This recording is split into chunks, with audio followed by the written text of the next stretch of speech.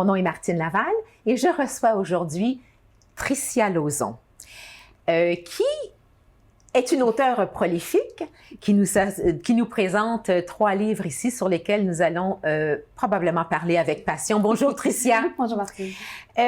D'abord et avant tout, je dois vous dire d'entrée de jeu, bravo. Merci. Bravo pour cette histoire, bravo pour cette intrigue. C'est une écriture captivante. J'en ai tourné les pages. J'ai trouvé ça vraiment très bien. Je n'ai que des félicitations à vous faire sur la chose et j'attends impatiemment la suite. Merci beaucoup. Ceci dit, Tricia, vous avez été enseignante de mathématiques. Vous avez été directrice en marketing et maintenant vous êtes autrice ou écrivaine en fait de cette saga en 3 tomes pour l'instant. Pour l'instant. Parce que j'ai l'impression que il va y en avoir des tomes. Et vous êtes également présidente et directrice de votre propre maison d'édition, les éditions Loélie, sur laquelle nous reviendrons. Parfait. Depuis votre jeunesse, vous participez à tous les groupes d'écriture, de théâtre qui s'offrent à vous. Pourquoi? Vous sentiez-vous cette fibre intérieure qui bouillonnait? Honnêtement, la lecture, surtout les univers fantastiques, je peux pas me rappeler c'est quand la première fois que j'ai commencé, tellement j'ai toujours eu un livre à la main. Tout le temps, vraiment tout le temps. Et le théâtre, j'en ai fait aussi, surtout au secondaire et un petit peu aussi au cégep, j'ai fait quelques années. Et j'ai adoré, on rentre dans le personnage d'une autre vie, on devient une autre personne. Et ça, c'était vraiment euphorisant.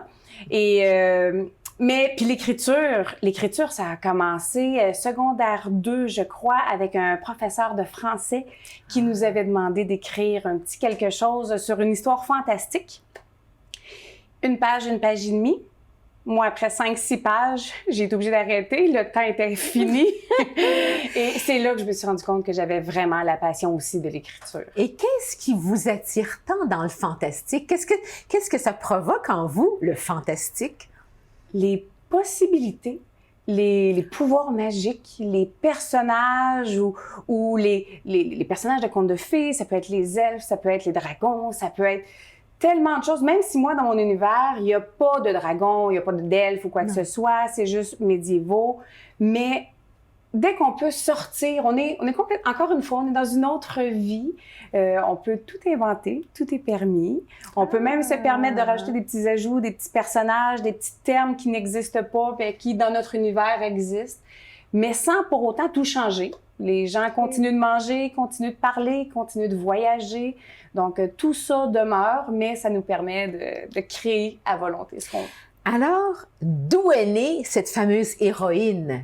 Votre héroïne, Caitlin, oui. D'où elle est née, comment elle vous apparaît, parce que elle vous habite grandement, là. C'est oui. Tout un personnage absolument captivant, passionnant. Allez-y. Merci. Donc, dans le fond, Caitlin, c'est un matin, je me suis réveillée et j'avais tout simplement eu l'idée d'une femme qui allait changer d'apparence et elle allait tomber en amour tout en étant sous une autre apparence. Donc, ce ne serait pas elle véritablement, ou du moins, l'autre personne ne le serait pas. Et là, le questionnement a commencé. Pourquoi change-t-elle d'apparence? Pourquoi est-elle présente? Ah, c'est peut-être pour défendre quelqu'un. Alors, pourquoi elle peut défendre plutôt qu'une autre personne? Parce que c'est quand même une femme. Donc là, le côté déesse guerrière qui a embarqué, le côté formation, le côté pouvoir, le don. Et peu à peu, sa vie s'est développée. J'en ai appris sur elle autant que mes lecteurs en l'écrivant que eux en le lisant. Mais dans la bonté, par contre. Oui. On ne parle pas... oui, il y a quelques épisodes de guerre et de violence, mais ce n'est pas l'essence du tout. C'est pas des... Oui, il y a des combats, etc., mais ce n'est pas l'essence. C'est une grande histoire. Comment est-ce que vous définiriez ça? C'est une grande histoire, une grande histoire de passion, d'amour. D'ailleurs, vous avez des scènes là-dedans qui sont extrêmement sensuelles. Sans aller trop loin non plus. Sans aller trop loin, rien d'osé, mais qui nous emporte, qui nous fait rêver. Alors, comment définiriez-vous ce personnage? Elle est... C'est une personne qui veut vivre l'aventure. C'est une personne qui a des rêves, qui est dans un monde où c'est qu'on contraint les femmes à rester mère au foyer, puis même si c'est un foyer dans un château, mais tout de même. Puis elle a vu une idole. Et suite à la vision d'une autre femme qui avait elle aussi une certaine renommée, elle a décidé qu'elle aussi, elle voulait passer par là, elle voulait... vraiment là, aider son prochain, aider son ami et éventuellement aider le peuple. Donc, c'est pour ça que elle aussi, elle apprend à se découvrir au fur et à mesure. Pourquoi le Moyen-Âge? Qu'est-ce qui vous attire dans l'époque médiévale? Honnêtement, je vous dirais que si je rentre dans une librairie puis que je vois une belle couverture avec un château puis une fille en robe longue, et que ça va être difficile de passer à côté. Donc, le médiéval, ça vient tout le temps me chercher. J'aime cette époque-là. J'aime l'époque aussi, le côté romantique que ils vont se faire la cour, il va y avoir... fait que le petit côté que oui, aujourd'hui, on a peut-être un peu moins, on a un peu perdu cette essence-là de se faire courtiser. Donc, c'est ce que j'aime dans mes romans, mais c'est ce que j'aime dans le côté médiéval. L'honneur aussi, peut-être? L'honneur aussi, se défendre. C'est une espèce de respect aussi entre la personne, même si on se bagarre, etc. Peu importe, il y a un honneur, il y a un respect. Honneur. On voit l'ennemi face à soi quand on se bat à l'épée. Tu sais, c'est pas une bombe qu'on envoie de l'autre côté. Fait que je trouve, on revient un peu comme aux sources un petit peu. Et est-ce que le territoire où se passe l'aventure, moi c'est drôle quand je vois vos cartes parce qu'il y a des cartes. Au début, il faut que je vous montre, chers téléspectateurs, à quel point nous sommes envahis. Il y a la carte évidemment qui décrit les différents territoires, etc. Moi, quand je regarde ça, je ne sais pas pourquoi je pense à l'Écosse. Avec l'île d'Offrin aussi, à un moment donné, dans le troisième tour. Est-ce que pour vous, il y a un espace, il y a un lieu mondial actuel? Comment vous avez déterminé ce territoire? Non, pas du tout. C'est aucune comparaison avec rien sur Terre, vraiment pas. Non. Ah, ben. C'était vraiment... ce que je voyais, moi, dans ma tête, c'était comme, pas une presqu'île, mais tu sais, comme le nord. Donc, avec juste une petite touche d'envahisseur qui pouvait monter, tandis que tout le reste était avec l'océan. Entouré certaines places avec des falaises, donc quand même plus défendables et tout. Donc, et graduellement, les 5 seigneuries qui font partie de notre royaume du Nord se sont placées peu à peu, au fur et à mesure que l'histoire avançait, au fur et à mesure que Caitlin découvrait. Donc, au départ, j'avais fait une certaine carte à la main, puis éventuellement, faut que je rajoute ça, faut que je rajoute telle chose, parce que là, elle devait traverser un ruisseau. Éventuellement, quand elle est arrivée à Calois, c'était censé être juste une forêt, mais non, il s'est passé quelque chose sur la plaine en chemin. Il a fallu que je rajoute une petite plaine par-ci, par-là. Et dans le tome 3, on a une deuxième carte qui se rajoute. Oui. Donc, là aussi, il a fallu rajouter. Fait que là, on voit le Royaume du Nord qui, cette fois-ci, est avec tout le continent qui vient avec. Et peut-être d'autres aventures. Et c'est là que j'ai découvert, justement, que ça me faisait penser à l'Écosse, son île. Qui se rajoute un peu. Oui, alors, c'est venu me chercher beaucoup parce que, ça ressemble beaucoup, le Moyen-Âge, etc. On dirait que ça se passe un peu dans ces endroits-là, hein, l'Irlande, l'Écosse. Oui, c'est vrai. Beaucoup. Alors, voilà, c'est venu me chercher ça. Mais bon, c'est pure imagination. Pure imagination. Ça vient tout de ma tête. Le troisième tome, alors là, c'est beaucoup, c'est Caitlin également. Alors, le premier, c'est Caitlin et le mystérieux pouvoir. Donc, vous nous décrivez vraiment, qui est cette héroïne, les pouvoirs qu'elle a, etc. Dans le deuxième tome, c'est Caitlin la protégée, comme on l'appelle, et la véritable mission. Alors là, elle a une mission de vie qu'elle doit accomplir, etc. Et là, on tombe tout d'un coup dans Adaline de Garsois et l'enlèvement. Alors, je sais est-ce que je brûle le punch si je dis que... là? C'est non, la suite, évidemment. C'est la suite, quelques années plus tard. Kathleen est toujours là, bien sûr. Mais n'est plus un personnage principal à ce moment-là, devient un personnage secondaire. Ah, voilà. Elle cède la place à Adaline. Ce que j'ai voulu créer avec ma saga, parce que souvent, le fantastique, on a 5, 6, 8, 12 livres, et ce n'est pas tous les amateurs qui veulent embarquer dans une série de 6 à 12 livres. Pourtant, le fantastique pourrait plaire à d'autres personnes. Donc, ce que j'ai voulu créer avec ma saga, j'ai voulu créer l'histoire tome 1 et 2. Donc, 1 et 2, quand on termine le 2, on est satisfait, on a complété notre lecture. C'est vrai, c'est juste. Et on peut se dire, j'arrête, je prends une pause, 1 an, 2 ans, c'est correct. Mais je dis toujours, c'est difficile d'arrêter entre le 1 et le 2, par exemple. Oui, tout à fait. Je vous le confirme. C'est impossible. Donc, la saga, c'est le 1 et le 2. Et ensuite, il va y avoir le 3 et le 4 donc, avec Adaline. Le 4 est déjà en marche, d'après ce que j'ai compris. En correction. Il est rendu en correction. Il devrait sortir au printemps 2022. Oh, c'est loin! Mais lui, il vient tout juste de sortir le 1er août 2021. Oh, donc, et en tant que maison d'édition, j'ai beaucoup de romans de plusieurs auteurs. Donc, à ce moment-là, même les miens doivent attendre. Et le 5, j'ai commencé l'écriture parce qu'on va terminer avec 1, 2, 3, 4, 5, 6, qui va compléter notre saga. Vous nous gardez sur le qui-vive, là, c'est insupportable. Justement, parlons, il nous reste quelques minutes, parlons des éditions Loélie qui publient Les gens de plume québécois. Oui. Pourquoi? Pourquoi seulement? Quelle est votre vision sur le sujet là, Je trouve qu'au Québec, il y a beaucoup de talents québécois. En effet. Et je trouve qu'on n'en entend pas parler, à part quelques artistes qui vont ressortir. Effectivement. Et moi, ce qui vient me chercher personnellement, c'est que on va nous dire, moi, je lis pas de romans québécois, j'aime pas ça. Ah! Pourtant, roman québécois, ce n'est pas une catégorie de lecture. Roman québécois, c'est un auteur québécois qui écrit un roman.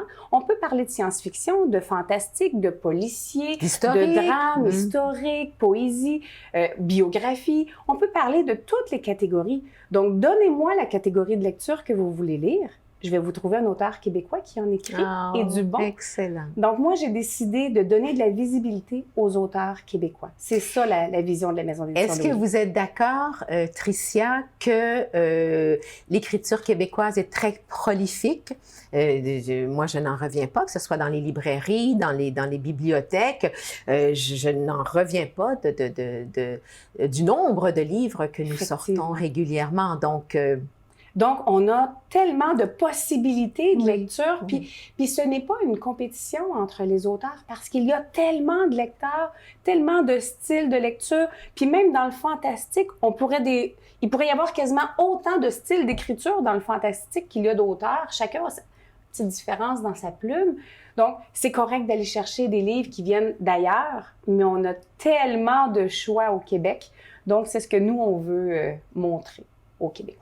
Ben, merci beaucoup. C'est bien parce que on a besoin de gens qui croient en nos talents et parfois j'ai l'impression que nous ne sommes pas là où nous devrions être parce que nous sommes quand même de grands artistes. Nous avons beaucoup de culture et d'art au Québec qui sont renommés, qui sont reconnus et qui sont extrêmement intéressantes. Alors ce serait dommage de ne pas les faire connaître. Alors merci pour cette mission que vous vous donnez. En tant qu'écrivaine, parce que j'aimerais savoir, à écrire, quel est votre rythme d'écriture? Avez-vous un rituel? Quelle est votre discipline? Quel est votre rythme? Ça m'intrigue toujours, ça. Oui, il faut avoir du temps. Je suis pas capable d'écrire 5 minutes sur le coin du comptoir, on s'entend. Donc, je me vole du temps, des fois, personnel à moi-même. Puis quand je parle de temps, il faut que ça soit un bon 2-3 heures qui soit à moi, là, vraiment. Généralement, moi, quand je m'assois, j'écris un chapitre. Et je suis dans l'ordre chronologique.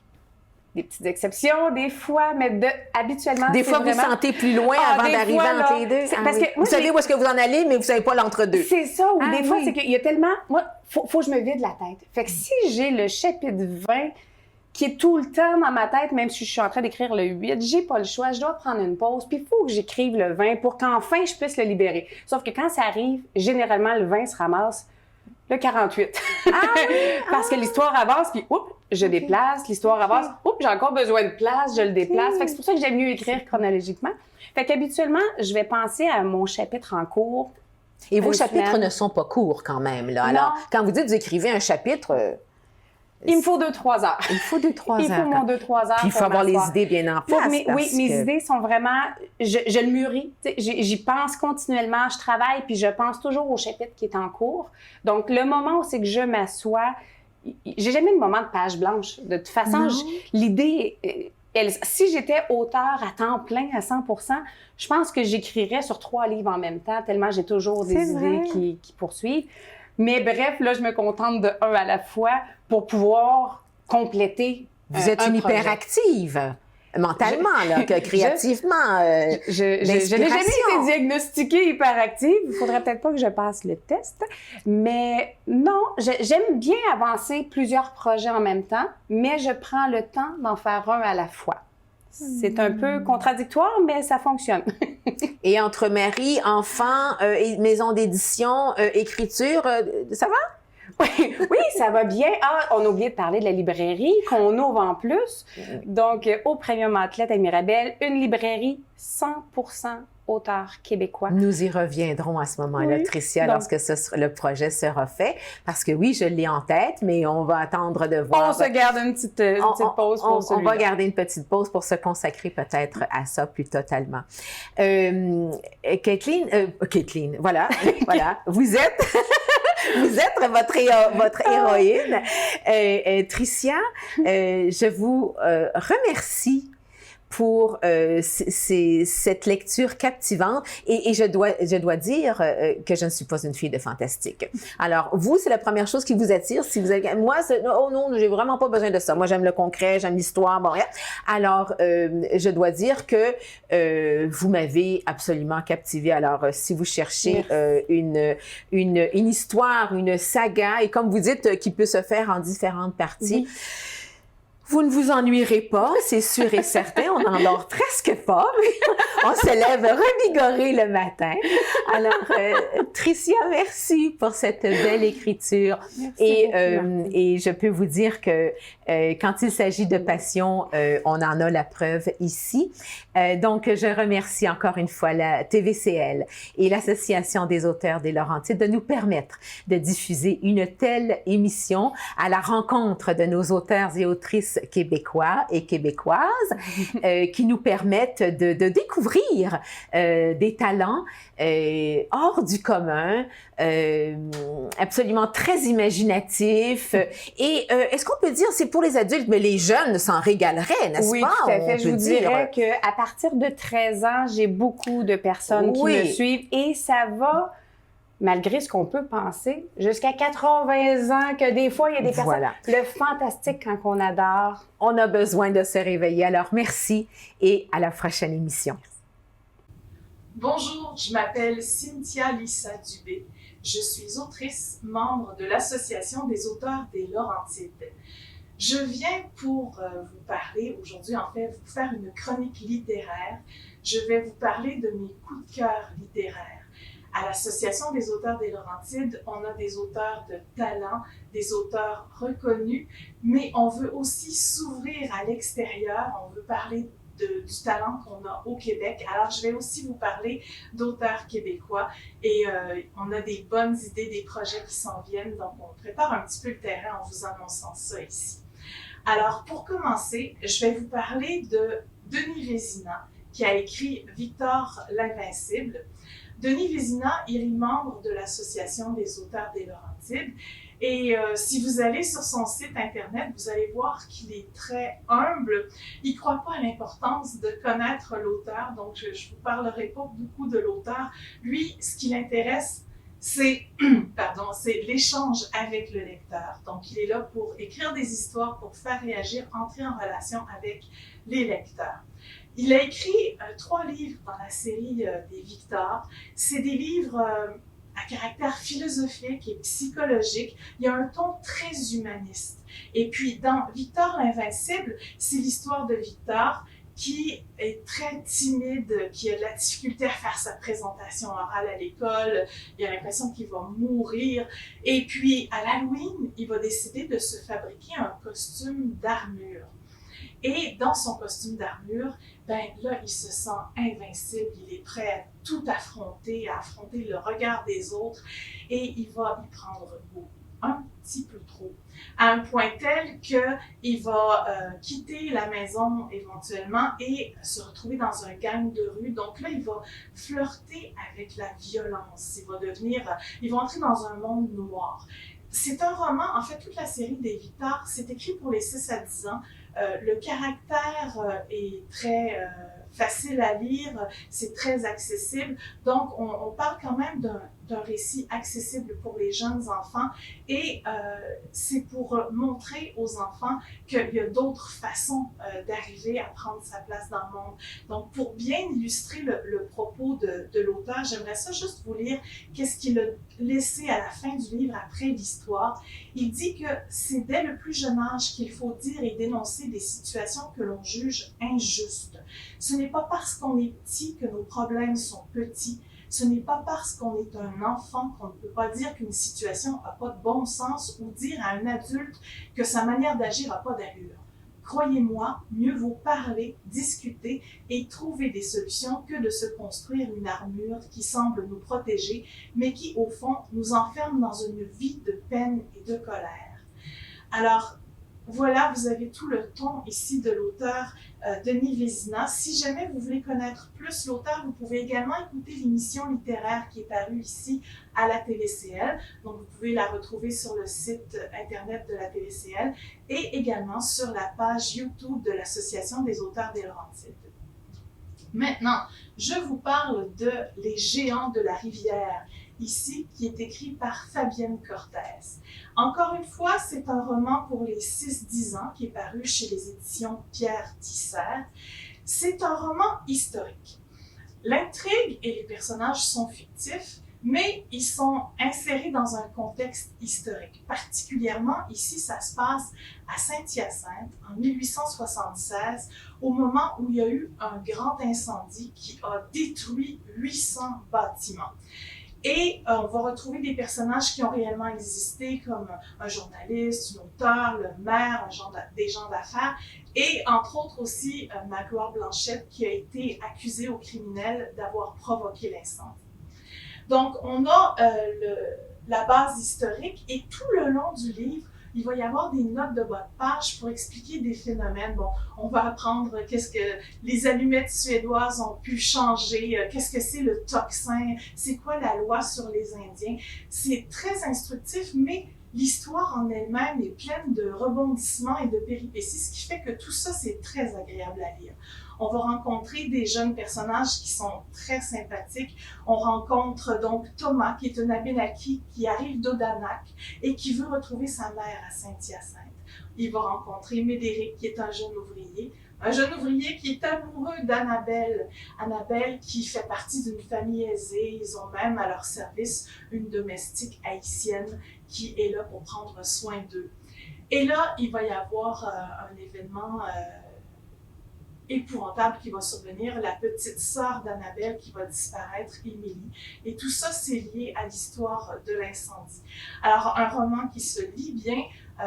Mon jeune public à la maison, mon garçon qui est un grand lecteur, a adoré ce livre-là. Et moi aussi, j'ai aimé le lire même en tant qu'adulte. Alors, je vous recommande cette histoire-là qui se passe à Saint-Hyacinthe. Et je termine avec Nos héroïnes de Anaïs Barbeau-Lavalette, qui est illustrée par Mathilde Cinq-Mars. C'est un bel objet. C'est un album avec des couleurs, une belle palette de couleurs et des illustrations tout simplement magnifiques. Alors ici, l'auteur de La femme qui fuit, Anaïs Barbeau-Lavalette, a écrit La femme qui fuit. Ici, elle voulait pallier un manque. Elle trouvait qu'il n'y avait pas assez modèles féminins à offrir aux jeunes. Alors, ce livre-là, qui est paru aux éditions, j'ai ça écrit, qui est paru chez Marchand de Feuilles. Alors, ce livre-là, il s'adresse aux 5 à 13 ans et à tous les papas et à toutes les mamans. Donc, on peut lire des histoires qui nous parlent d'une personne. Par exemple, ici, je vais vous trouver mon premier marque-page. On parle de Jeanne Mance. Jeanne Mance qui a cofondé Montréal, qui a fondé le premier hôpital, l'hôpital de l'Hôtel-Dieu. Parfois, on va parler d'un collectif, comme ici, sur la couverture, on voit les Archères de Montréal qui, en dépit de tout ce que les gens pouvaient dire autour d'elles, elles décidaient d'aller pratiquer leur activité préférée. On va aussi parfois parler des Autochtones qui ont une belle place aussi dans ce livre-là. Ici, on parle de Kateri Tekakwitha, qui a aussi fait le sujet d'un roman de Leonard Cohen. Alors, on parle de Kateri qui était bonne avec les plantes, qui a sauvé les enfants de son village quand ils se sont fait attaquer par les Français.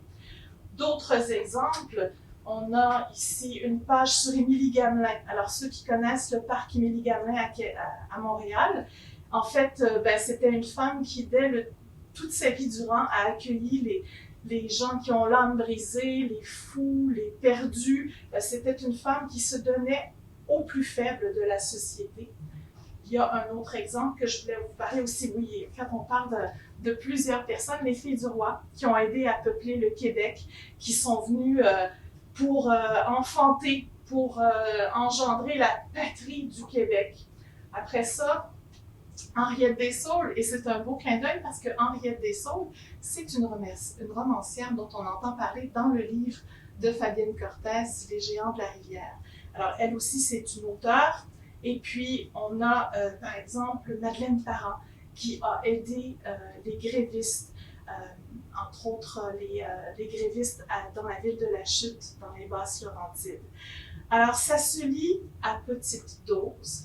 Ça se lit une page à la fois. C'est un ton très unique, très personnel. Et il y a quand même une amorce, il y a une action. Hein? On décrit bien la personne avec un rendez-vous où elle va se rendre.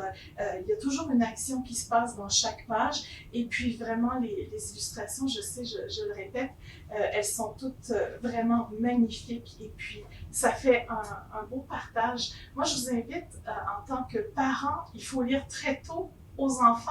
En tant que grands-parents, c'est agréable aussi de nouer une complicité avec les jeunes quand on lit avec eux.